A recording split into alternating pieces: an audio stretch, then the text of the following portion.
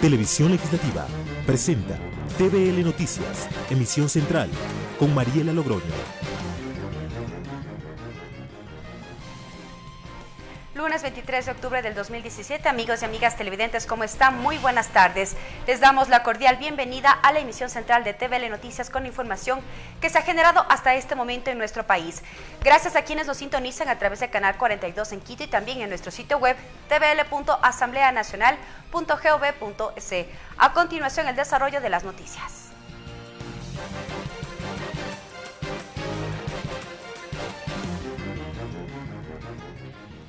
El Procurador General del Estado, Diego García, comparece ante la Comisión de Justicia de la Asamblea Nacional. El funcionario fue convocado para que informe acerca de las acciones legales emprendidas por la institución que lidera en torno al caso Odebrecht. Lorena Espinosa nos amplía la información. Buenas tardes. Gracias, buenas tardes. Al momento la Comisión de Justicia escucha al Procurador General del Estado, Diego García, quien ha explicado varios temas, pero arrancó su comparecencia explicando sobre las acciones legales que se han tomado dentro del caso Odebrecht. Ya me acompaña el asambleísta Franklin Samaniego, vicepresidente de la Comisión de Justicia. Asambleísta, ya el Procurador ha expuesto los casos de Odebrecht, ha arrancado con el caso inicial que dijo arrancó el año pasado por el Departamento de Justicia de los Estados Unidos. Ya haya dicho las acciones que ha emprendido la Procuraduría, ha hecho énfasis y ha sido específico también sobre la acusación que presentó el abogado del excontralor Carlos Pollitt, que ha sido parte del desvío de glosas. Él ha dicho que eso no le compete a la Procuraduría. Bueno, muchas gracias. Efectivamente, se ha hecho un análisis de todos los procesos, el de asociación ilícita, varios procesos de enriquecimiento ilícito, de concusión, de cohecho. Creemos que efectivamente la información que se está entregando nos va a permitir transparentar principalmente los procesos y el cumplimiento de las competencias y atribuciones que tiene el procurador en este caso. Efectivamente, hay algunos criterios y materia de este tema en particular fue el tema también de hidropastasa, en el tema de San Francisco. Yo creo que ahí vamos a tener algunos elementos que poner en su consideración. Yo personalmente veo que la Procuraduría ha intervenido en algunos temas, pero en otros lo están haciendo directamente las instituciones que supuestamente están perjudicadas. Digo supuestamente. Pero él ha dicho no en todos ha sido partícipe la Procuraduría. Pero yo creo que el Procurador, como representante del Estado, como quien tiene la obligación de defender en este caso a la víctima, que es el Estado ecuatoriano, debería profundizarse un poco más sobre el asunto y vamos a consultar sobre eso. Y el otro punto que me parece también fundamental, nos ha indicado varios procesos que se han evacuado, pero ¿qué pasa con las empresas corruptoras? ¿Qué pasa con las empresas? Solo veo que en uno de los procesos se han inmiscuido a dos personas particulares que pertenecen a empresas que en los temas de cohecho. En todo caso, yo sí creo que esos temas tenemos que averiguarlos, profundizarlos, porque eso nos va a dar la claridad no solo de las acciones del procurador, sino de la transparencia y de evitar que estos hechos queden en impunidad. ¿Qué va a pasar con lo que ha dicho aquí el procurador sobre los casos, las acciones de Odebrecht y también los procesos jurídicos de casos de corrupción detectados en Petroecuador? Bueno, el día de hoy nos están entregando toda la información de las actuaciones del procurador. Nosotros la analizaremos dentro del seno de la comisión o individualmente cada uno de los asambleístas. Esta es una comparecencia para entregar información. Sin embargo, de eso nosotros procesaremos y veremos la posibilidad de que se deduzcan las acciones que se determinan en la misma ley orgánica de la función legislativa. En el tema de fiscalización, el requerimiento de información, en este momento al iniciar él indicó que le ha llegado un requerimiento de información pero que no lo ha podido evacuar, que tiene los 15 días como determina la ley, todavía el plazo no se concluye y una vez que analicemos todos esos temas, cumplido el requerimiento de información, si es que se llega a determinar alguna inconsistencia en el cumplimiento de sus obligaciones, pues la Asamblea Nacional tiene la potestad de iniciar los procesos de fiscalización correspondientes. ¿Se podría derivar qué de estos procesos? Requerimiento de información, el tema de los juicios políticos que los lleva a cabo la Comisión de Fiscalización, luego de la solicitud que se presenta por parte de los asambleístas y los elementos que nos permitan principalmente esclarecer. La idea es esclarecer todos los temas y también verificar el trabajo que ha venido realizando el procurador en nuestra calidad de fiscalizadores. Muchísimas gracias al asambleísta Franklin Samaniego. Como ya lo dijo ya el Procurador General del Estado, ha expuesto algunas de las acciones que ha presentado, las acciones de reparación, los montos también que pedirán dentro del caso Odebrecht. Al momento se encuentra exponiendo sobre los casos y los procesos jurídicos de corrupción que se han encontrado en Petroecuador. Luego de la exposición del Procurador, cada uno de los asambleístas podrán hacerle preguntas. Más o menos esta comparecencia arrancó a las 10:20 de la mañana, ya son casi una hora y media que el Procurador se encuentra aquí en la Comisión de Justicia. Nosotros tenemos más detalles en nuestras siguientes emisiones. Hasta aquí el informe, buenas tardes. Gracias, Lorena, por la información desde la Comisión de Justicia. La seguridad para la fiscal Diana Salazar se redobló luego que recibiera amenazas de muerte. La misma fiscal que investiga el caso Odebrecht alertó de la existencia de varios mensajes contra su integridad que le llegaron vía WhatsApp el viernes pasado. Y el sábado se viralizó un video con amenazas de muerte en contra de Salazar. El fiscal general Carlos Vaca Mancheno dispuso redoblar la seguridad para la funcionaria y sus familiares más cercanos, mientras que el ministro del Interior, César Navas, señaló que están indagando el origen de estas amenazas. Diana Salazar es la fiscal que lleva adelante las investigaciones en el caso Odebrecht sobre el pago de sobornos por parte de la empresa brasileña a cambio de la adjudicación de contratos. Salazar también lideró las investigaciones en el caso FIFA Gate. En el marco del tratamiento del proyecto de ley para erradicar la violencia contra las mujeres, la Comisión Ocasional de Género recibió esta mañana aportes de expertos internacionales. Allí los temas de mayor discusión giran en torno a política pública, sensibilización sobre la violencia y además los patrones culturales. En el Ecuador, el 87% de mujeres han sido víctimas de violencia por parte de sus parejas y exparejas. Con este dato, el delegado de Gobierno para la Violencia de Género de España, Miguel Llorente, inició su intervención. Allí explicó que es lamentable que en la región se considere normal, entre comillas, la violencia contra las mujeres, y muchos de los casos existe negación de la mujer de aceptar que hay maltrato. Hay frases que te dicen las propias víctimas: mi marido me pega lo normal, pero hoy se ha pasado. Y cuestiona la cantidad de violencia, no el hecho de que exista violencia. En esa misma línea, el asambleísta Pavel Muñoz dijo que los patrones culturales son los principales factores para que se genere violencia contra las mujeres, pues la mujer considera normal los golpes y maltratos físicos. Él dio ejemplos. Tal mujer le golpearon. Bueno, algún motivo habrá dado. Imagínense lo que esto supone, digamos, ¿no es cierto? Es de una violencia ya interiorizada en la sociedad en la que debemos combatir. Desde Bolivia, la ex senadora Marianela Paco dijo que un primer paso para reducir la violencia es visibilizar que hay problemas. Un segundo momento son las políticas públicas, que podría generar temor en el agresor, dijo. Testimonios en que nos dicen: desde la ley mi marido ya no osa levantarme la voz o agredirme. Nos sentamos a hablar y bueno, vamos consensuando las cosas en familia. Por su parte, la senadora de Paraguay, Esperanza Martínez, fue mucho más allá, pues aseguró que el mayor énfasis de la sociedad debe ser al plano educativo. Para que la sociedad cambie los patrones culturales y podamos vivir en una sociedad libre de violencia y donde hombres y mujeres seamos iguales en dignidad y en derechos. Para el 25 de noviembre, día de la eliminación de la violencia contra la mujer, la Comisión Ocasional prevé tener listo el informe para primer debate ante el Pleno. Mariela Logroño, TVL Noticias. Siguiendo en este tema, les contamos que este miércoles 25 de octubre se realizará en la Asamblea Nacional el Foro Internacional hacia una ley de prevención y erradicación de la violencia contra las mujeres, Ecuador 2017. La cita contará con la participación de especialistas de Bolivia, Paraguay, Colombia, España y de nuestro país. Este evento es organizado por la comisión especializada encargada de preparar el proyecto.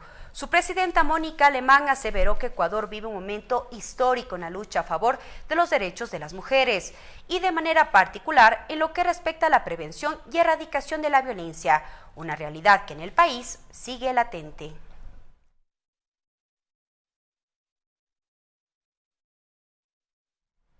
En el Salón José Mejía Lequerica de la Asamblea Nacional, el Grupo Parlamentario por la Defensa, Promoción y Masificación del Deporte hizo la entrega al presidente de la Asamblea Nacional, José Serrano, del proyecto de ley orgánica de prevención y sanción de la violencia en el deporte. Karel Sack estuvo en la cobertura y nos tiene más detalles. Buenas tardes. Gracias, buenas tardes. Hace pocos minutos el asambleísta Carlos Vera entregó el borrador del proyecto de ley orgánica de prevención y sanción de la violencia en el deporte.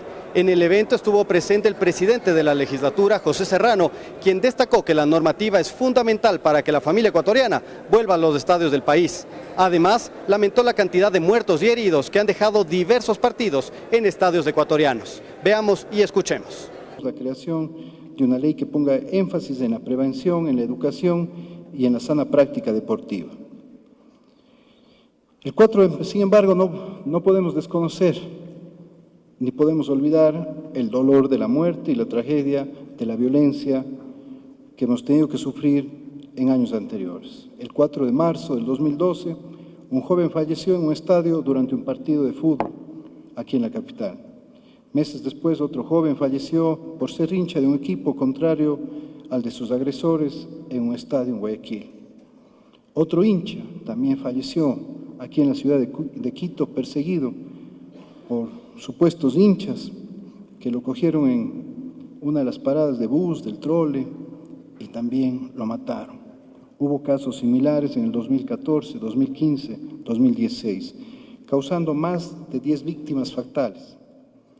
Incluso, como ya lo dijo el presidente de la Federación Ecuatoriana de Fútbol, policías, árbitros, dirigentes han sufrido agresiones y violencia en escenarios deportivos. Estos actos irracionales se cometieron alrededor de estadios o en su interior, durante eventos deportivos.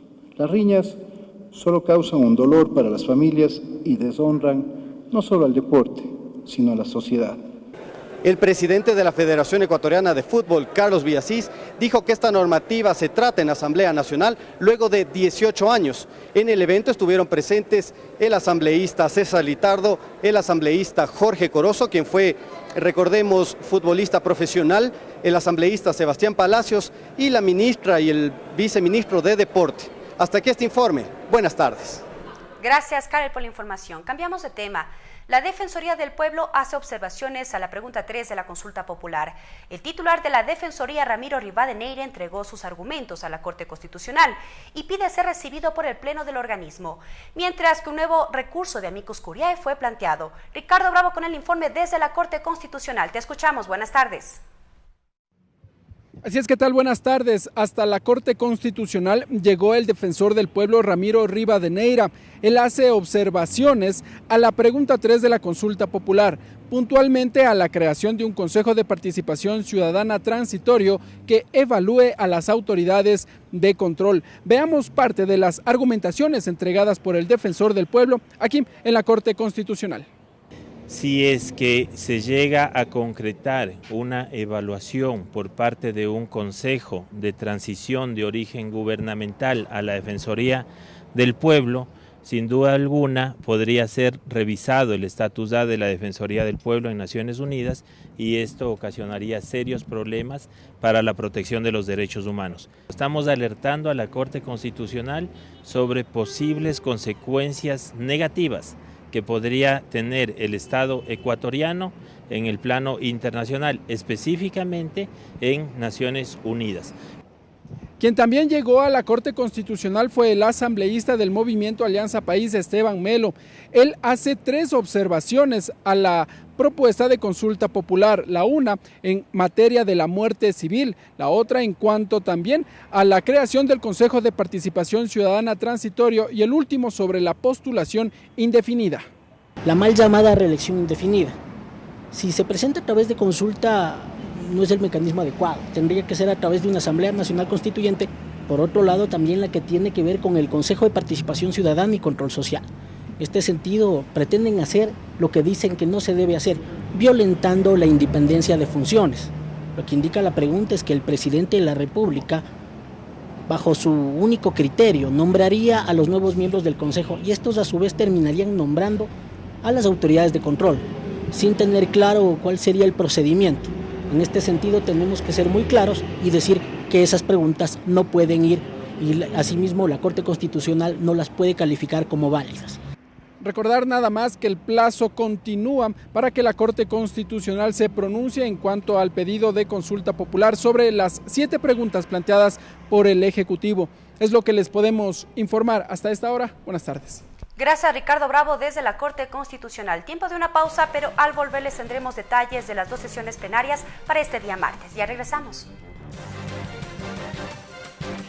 Regresamos con TVL Noticias, emisión central, luego de la siguiente pausa promocional.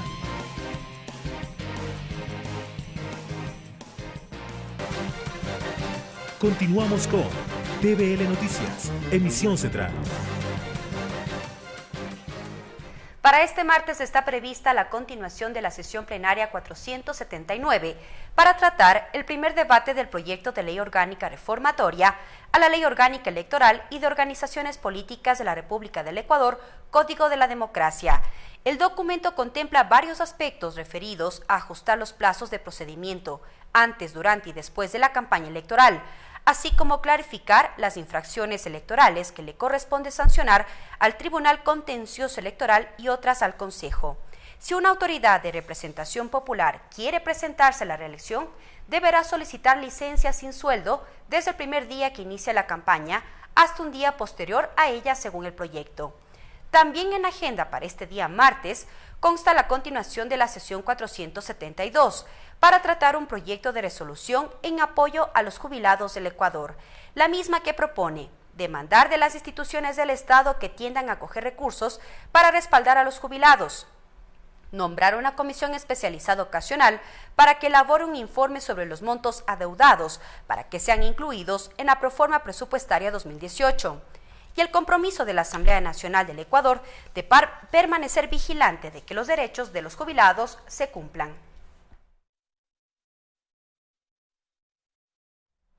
Desde que arrancó el nuevo periodo legislativo, las comisiones de la Asamblea Nacional han sesionado 287 veces.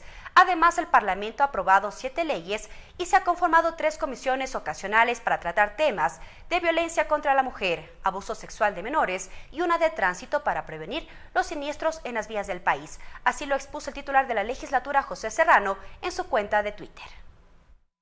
A 5 meses de iniciado el nuevo periodo legislativo, las distintas comisiones del Parlamento han mantenido 287 sesiones, cifra que para el presidente de la Asamblea Nacional demuestra el trabajo permanente de los legisladores. José Serrano en su cuenta de Twitter señaló que las 7 leyes aprobadas hasta el momento han sido apoyadas por el bloque oficialista. Además, recordó que se han creado 3 comisiones ocasionales para prevenir y erradicar la violencia a las mujeres, erradicar el abuso sexual a niños y adolescentes y la Comisión Ocasional de Tránsito que busca prevenir los siniestros en las vías del país. Estos 3 temas, asegura, son prioritarios en la Asamblea Nacional. Serrano se refirió en Twitter también al juicio político al vicepresidente y asegura que este está dado en función de quien lo presente y que todos los asambleístas están en la facultad de hacerlo. Precisó que el juicio tiene que cumplir requisitos concretos que están establecidos en la Constitución y en la Ley Orgánica de la Función Legislativa. Lorena Espinosa, TVL Noticias. Como todos los días lunes, la Comisión de Educación se reúne para analizar las reformas a la Ley de Educación Superior con los diferentes rectores de las universidades públicas del país. Los temas que trataron fueron en torno al régimen especial de contratación pública y también las jubilaciones del personal docente de dichas entidades. Pero para conocer más detalles nos enlazamos en estos momentos con nuestra compañera María Fernanda Medina. Adelante. Gracias, ¿qué tal? Muy buenas tardes. Así es, la Comisión de Educación se reúne en el marco del tratamiento de las reformas a la Ley Orgánica de Educación Superior, pero para hablar más acerca de este tema está con nosotros el presidente de la Comisión de Educación, Augusto Espinosa, quien nos dará más detalles. Asambleísta, otro lunes donde nuevamente se reúnen catedráticos, rectores de las diferentes universidades, aquí nuevamente en la Comisión de Educación, para continuar con este tratamiento de las reformas a la LOES. ¿Cuál es el tema específico que tratarán el día de hoy? Hoy día vamos a trabajar con las universidades públicas el tema de las compras públicas, un régimen especial para las universidades y también la necesidad de reformar el reglamento al Código Ingenios para facilitar estos procesos.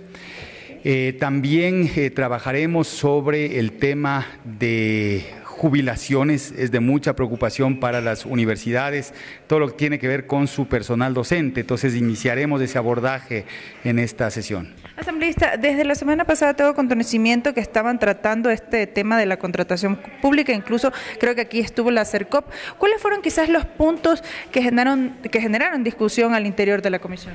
Fundamentalmente la lentitud en los trámites de CERCOP y la falta de una reglamentación que agilite los procesos de adquisiciones de las universidades. Entonces, sobre ese tema vamos a seguir afinando la normativa. Algunas cosas tendrán que estar en la ley, otras probablemente impliquen una reforma a la ley de contratación pública, otras adicionales, cambios en los reglamentos. Y después el establecer una instancia de diálogo permanente entre la universidad y el servicio de contratación pública. Asambleísta, cuando hablamos de cambios en el reglamento, quizás cuáles fueron los puntos críticos con respecto a esto. Básicamente los tiempos en que se toma el CERCOP para resolver determinadas necesidades, fundamentalmente de insumos, por ejemplo, insumos químicos, en donde la calificación de esa adquisición dificulta el desarrollo de los procesos de investigación. Entonces, sobre esos temas estamos trabajando. Ahora, usted también se refería al tema de jubilaciones. ¿Qué está sucediendo con respecto a esto, con los maestros que se jubilan específicamente? Básicamente el tema de las jubilaciones complementarias. Entonces, la normativa ya limitó esa posibilidad, sin embargo, hay una inquietud en las universidades públicas que muchos maestros sienten que están siendo perjudicados por no tener una jubilación complementaria. Más allá de tener o no una posición al respecto, lo importante es escuchar las inquietudes y ver cómo se podría generar una normativa que garantice los recursos del Estado, el buen manejo de los recursos del Estado, sin afectar a los docentes. ¿A qué nos referimos, asambleísta, con esta jubilación complementaria? Las universidades tenían históricamente una jubilación complementaria. Las fuentes de financiamiento de esa jubilación complementaria en muchos casos provinieron también del Estado. Y por eso es que la Ley Orgánica de Educación Superior en el 2010 limitó esa posibilidad y dio a través de una transitoria un plazo para que los maestros puedan salir siendo beneficiarios de esta jubilación complementaria, y entonces los maestros que permanecieron en el sistema aducen que en la práctica fueron perjudicados porque habiendo aportado a la jubilación complementaria no tienen acceso a ella. Lo vamos a discutir, ese es el tema de análisis que tenemos ahora. Muchísimas gracias, asambleístas. Son las opiniones y observaciones del presidente de la Comisión de Educación, Augusto Espinosa. Ellos más adelante nos tendrán más detalles acerca de este tema. Hasta aquí el informe. Buenas tardes. Gracias, María Fernanda, por la información. La Comisión de Biodiversidad sesionó este fin de semana en Santo Domingo de los Áchilas, donde resolvió hacer su seguimiento y fiscalización a los procesos de disposición final de residuos sólidos en todo el país. Allí la mesa legislativa escuchó propuestas y denuncias respecto a la problemática ambiental de la provincia Sáchila. La contaminación ambiental y los proyectos de complejo ambiental y relleno sanitario de Santo Domingo y La Concordia, respectivamente, fueron los temas que marcaron la discusión entre los miembros de la comisión y más de 30 expositores representantes de gobiernos locales, organizaciones sociales y productivas, la academia, ministerios de Ambiente y de Agricultura.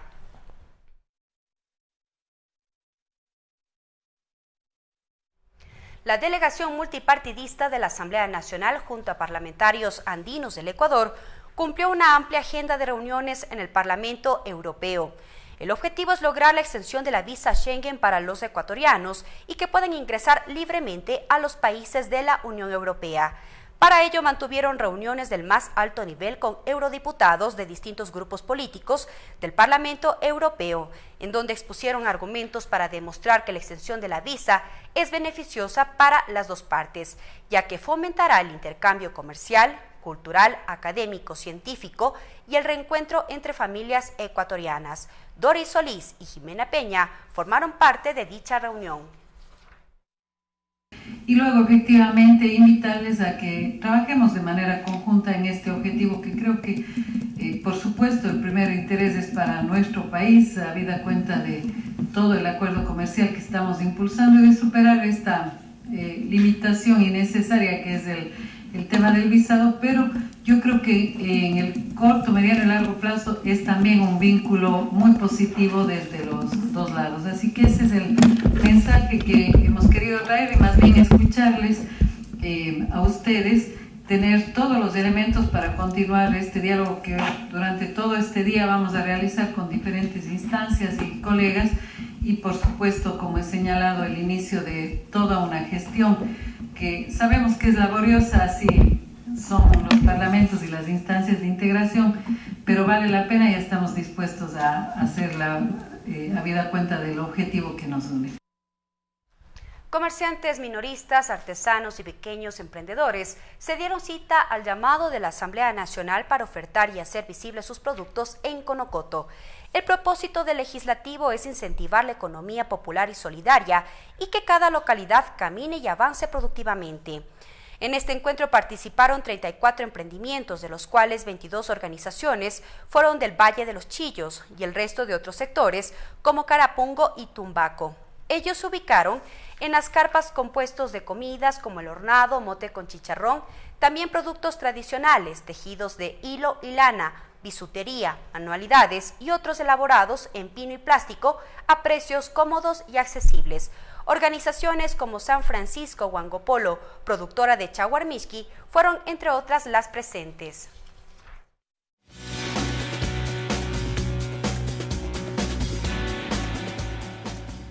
La agenda de actividades prevista para esta tarde a las 15 horas, Comisión de Derechos Colectivos recibe a Verónica Naranjo Lizano, secretaria técnica del Consejo Nacional para la Igualdad de Pueblos y Nacionalidades, quien analizará la situación jurídica de los pueblos y nacionalidades en virtud de dos temas específicos, derechos colectivos e inclusión laboral.